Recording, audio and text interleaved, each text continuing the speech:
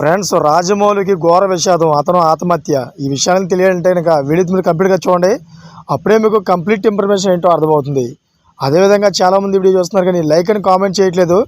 దయచేసి లైక్ అని కామెంట్ చేయండి. లైక్ అని కామెంట్ చేయడం వల్ల ఈ విషయాలని మనం చాలామందికి తెలియజేసే వాళ్ళు అవుతాం. అదేవిధంగా రాజమౌళికి అంత ఘోర విషాదం ఏంటో, ఎవరో అతను ఆత్మహత్య చేసుకున్నారనే విషయాలు పూర్తిగా మనం ఇప్పుడు తెలుసుకుందాం. ఫ్రెండ్స్, టాలీవుడ్ స్టార్ డైరెక్టర్పై ఆయన స్నేహితుడు ఉప్పలపాటి శ్రీనివాసరావు సంచలన ఆరోపణలు చేశారు. రాజమౌళి తనను భరించలేనంతగా టార్చర్ చేస్తున్నాడని ఒక సెల్ఫీ వీడియోను సోషల్ మీడియాలో షేర్ చేశారు. తమ మధ్య 34 ఏళ్ల స్నేహబంధం ఉందని ఆయన చెప్పారు. కానీ రాజమౌళి చేస్తున్న టార్చర్ వల్ల తాను ఆత్మహత్య చేసుకోబోతున్నట్లు ఆయన తెలిపారు. అయితే భారతదేశంలో టాప్ డైరెక్టర్ రాజమౌళి. ఆయన సతీమణి రామా రాజమౌళి వల్ల నేను చనిపోతున్నాను.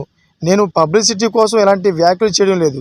ఎంఎం కీరవాణి, గున్నం గంగరాజు, చంద్రశేఖర్ ఏలేటి, హనురాగుపూడి, మైత్రి మూవీస్, చెర్రి ఇలా చాలామందితో కలిసి నేను పనిచేశాను. వీళ్ళందరికీ కూడా రాజమౌళితో నా స్నేహం గురించి తెలుసు. 1990 నుంచి మేమిద్దరం స్నేహితులం. రామాయణం, మహాభారతం ఒక మహిళ వల్ల జరిగాయంటే ఏమో అనుకున్నాం. కానీ ఒక మహిళ వల్ల మా జీవితం ఇలా అవుతుందని కలలో కూడా ఊహించుకోలేదు. అందరి జీవితాల్లో మాదిరే మా లైఫ్లోకి ఒక అమ్మాయి ప్రవేశించింది. ముందు రాజమౌళితోనే ఆమె పరిచయం, ఆ తర్వాత నాతో కూడా స్నేహం. ఆర్య 2 సినిమా మాదిరే మా జీవితంలో ఒక మహిళ. ఆర్య 2 సినిమా కథ మాదిరే మా స్టోరీ ఉంటుంది.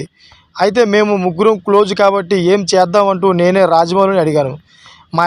ఆ అమ్మాయిని వదిలేయాలని రాజమౌళిని నన్ను కోరాడు. దానికి నేను ఒప్పుకోలేదు. ముగ్గురం కలిసే ఉందామని చెప్పాను. అలా చేస్తే చాలా చండాలంగా ఉంటుందని రాజమౌళి అన్నాడు. అప్పుడు ఆమెను నేను పెళ్లి చేసుకోనని చెప్పా. అయినా కానీ నలుగురు కలిసే ఉందామని కోరాను. దానికి కూడా రాజమౌళి ఒప్పుకోలేదు. కాలం అన్నీ మార్చేస్తుందని చెప్పి ఆమెకు దూరంగా ఉండమని నాకు రాజమౌళి చెప్పాడు. ఈ విషయం నుంచి తప్పుకోవాలని నన్ను కోరడంతో ఆయనకు ఓకే చెప్పాను. ఇదంతా జరిగింది మా కెరీర్ ప్రారంభం శాంతి నివాసం సీరియల్ సమయంలో జరిగింది. అయితే అప్పుడు మా అందరి పరిస్థితి అంతంత మాత్రమే కాబట్టి నేను సైలెంట్గా ఉండిపోయాను. కొద్ది రోజుల పాటు నాతో రాజమౌళి బాగానే ఉన్నాడు. అయితే స్టార్ డైరెక్టర్గా మా రాజమౌళి ఎప్పుడైతే స్టార్డమ్ వచ్చిందో గొడవలు మొదలుపెట్టాడు.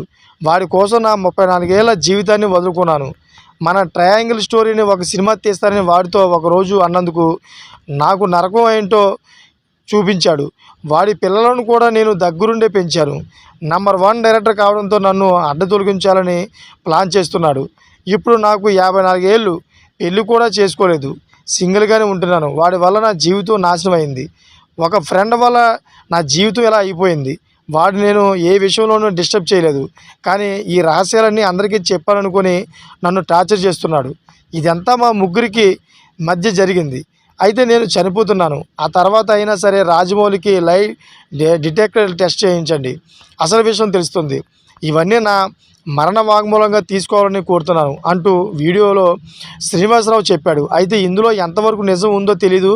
కేవలం అతను చెబుతున్న ప్రకారం మాత్రమే ఇక్కడ ఇవ్వడం జరిగింది.